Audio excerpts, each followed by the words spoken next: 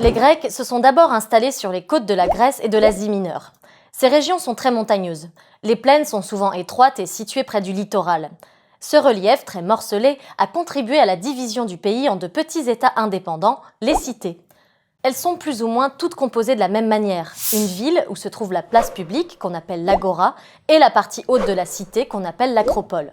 Elle comprend également la campagne environnante et éventuellement un port si elle est située en bord de mer. Il faut savoir qu'entre le 8e et le 6e siècle avant Jésus-Christ, de nombreux Grecs quittent leur cité pour fuir la misère, la guerre ou parce qu'ils sont persécutés. Ils vont alors former de nouvelles cités en dehors de la Grèce, qu'on va appeler des colonies. La colonie a souvent les mêmes dieux protecteurs et la même organisation que la cité d'origine, mais elle n'en dépend pas. Vers 500 avant Jésus-Christ, il existe de nombreuses cités grecques autour de la Méditerranée et de la mer Noire. Ces cités forment de petits États indépendants et disposent toutes d'un territoire et d'un gouvernement.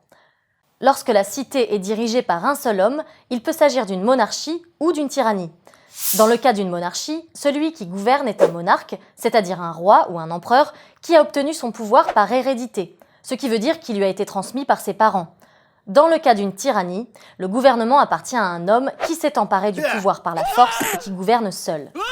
La cité peut aussi être dirigée par un petit groupe de guerriers ou de riches propriétaires. La source de leur pouvoir peut donc être la richesse ou la force militaire. Il s'agit alors d'une oligarchie, et ça veut dire que plusieurs personnes gouvernent. Dans de rares cas, les cités sont dirigées par l'ensemble des citoyens. C'est ce qu'on appelle les démocraties.